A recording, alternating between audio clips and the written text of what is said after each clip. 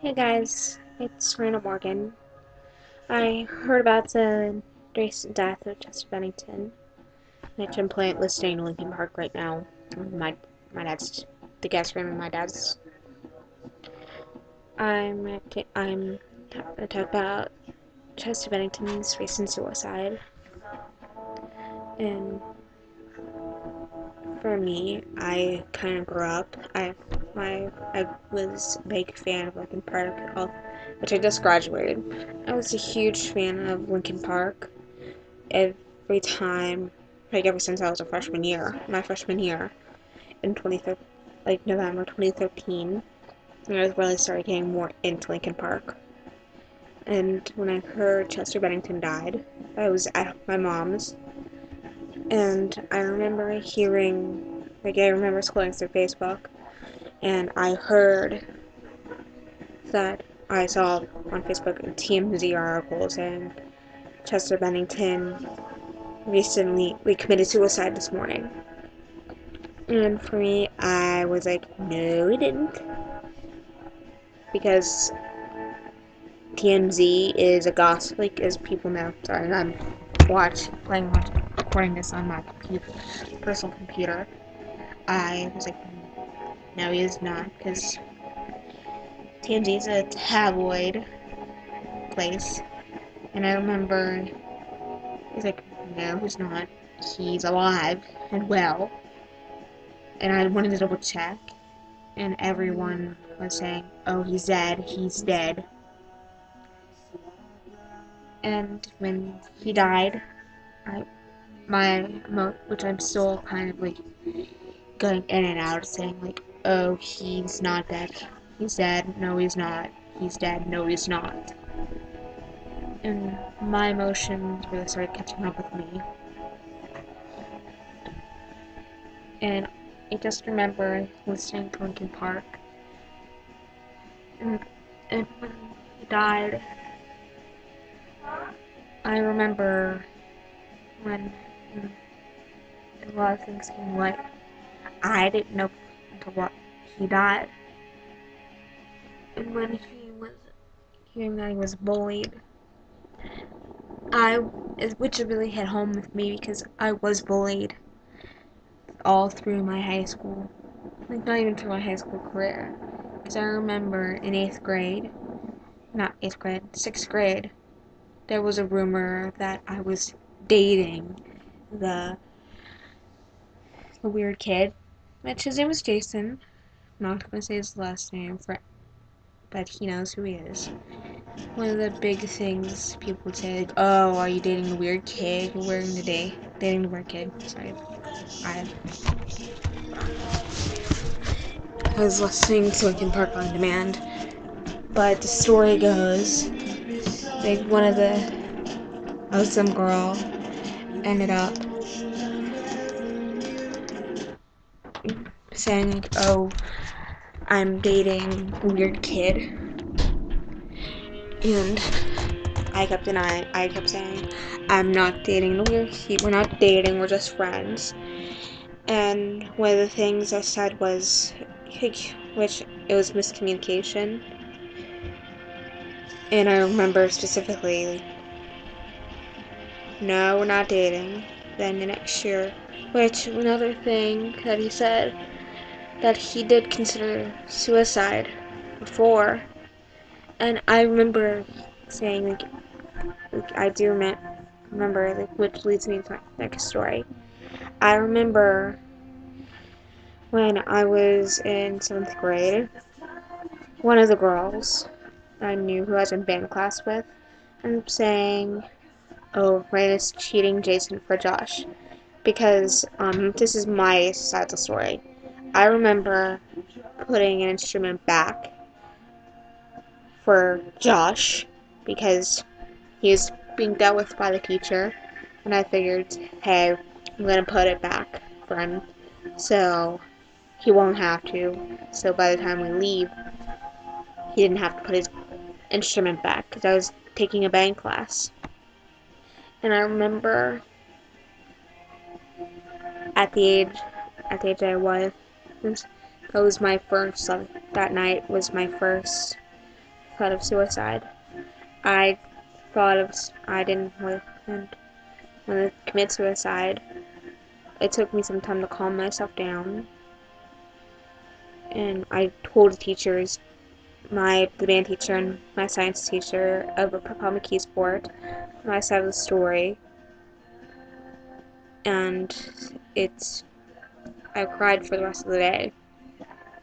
And I just remember I wasn't really bullied again until ninth grade. Well, not ninth grade, 10th grade. Because one of the girls was a complete and total brat. And I hate talking about people like that. But she was a total brat. And I remember wanting this, and she kept saying, like, mocking me for my teeth.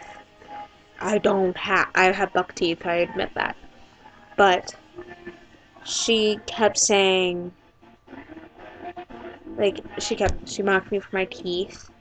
And I remember her saying, like, doing things like this, and asking me how do I talk with my teeth, how they are.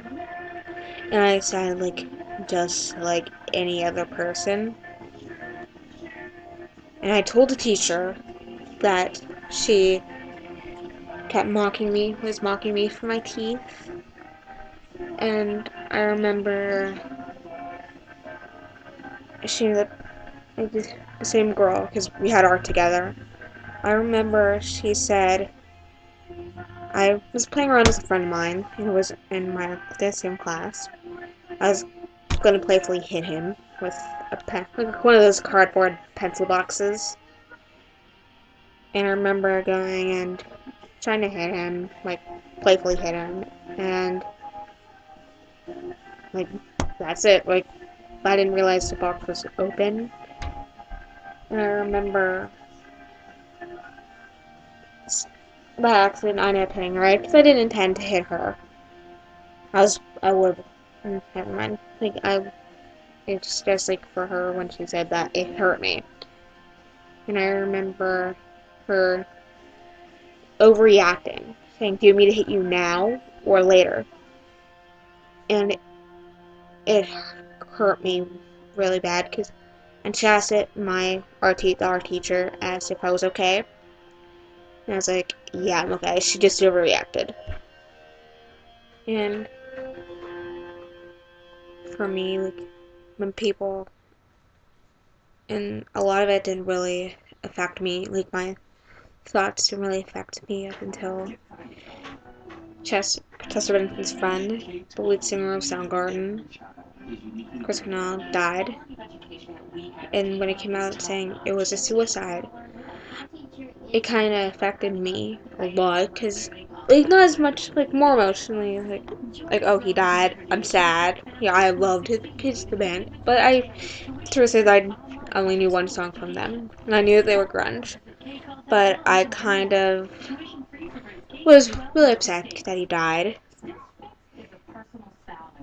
And it was just Chester's death that really affected me a lot more than Chris Cornell's death, because I was a fan of Nirvana, fan of Linkin Park for so long. And when people say, like, oh, Chester was a coward for doing it, he left his family behind, and he left behind a really amazing band. But the truth is, like, he did suffer from mental illness. So he suffered from drug abuse, because drug and alcohol abuse, and he was open about that. And he did say he did consider suicide, and his parents divorced when he was 11, and it affected him amazingly. In fact, it affected him a lot during his childhood, and he was sexually abused. And my parents, because for my mom and dad getting divorced, I was really young, which a lot of it did affect me, like, growing up. And I remember it was just really hard for me now. It was just when I heard he died, really hard. And just growing up, like, and like people, and excuse my French, people saying like, oh, again, he shouldn't have, he's a fucking coward. Well, stop shitting on him.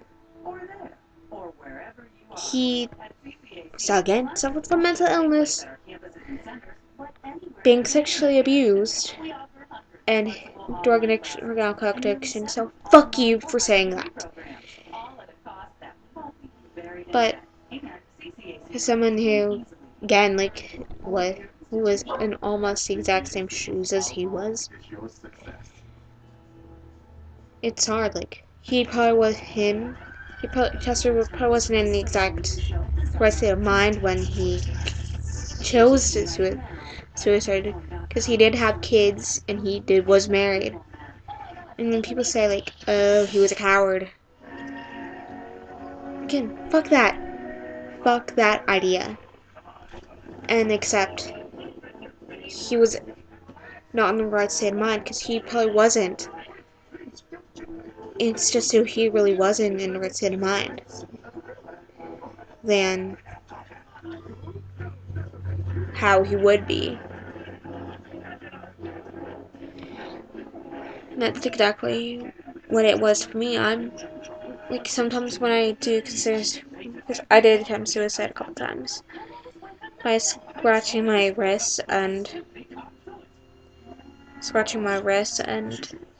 it bled, and actually slashing my wrist. I do recall, like, going back, like, probably, like, not that long until I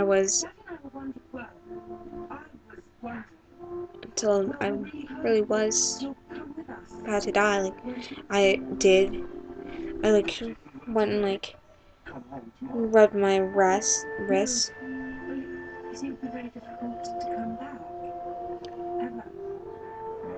did slash my wrist, and I was, like, a lot of times, I was not in the right state of mind. A lot of times, when I would go back, in my right state of mind. I would go in the wrong state of mind and come back in the right state of mind. And I remember going in the wrong state of mind. Not that long after he died, like, going like, oh, I'm gonna maybe slash my wrist. And I came back from that mindset. And if you are suffering from those state of mind thoughts, and remember what Chester Bennington said. Hold on, I have to put my computer down. This skull between my ears is a bad neighborhood, and I shouldn't go in there alone. And I do agree with that. And this is what, like, Kurt Older from MTV, like, for all older fans of Linkin Park, who said he died when he died, for all of you older Linkin Park fans. Kurt Older said when Kurt Cobain died, if you have pain and you carry it around all your life, it's not going to go away if you make a lot of money.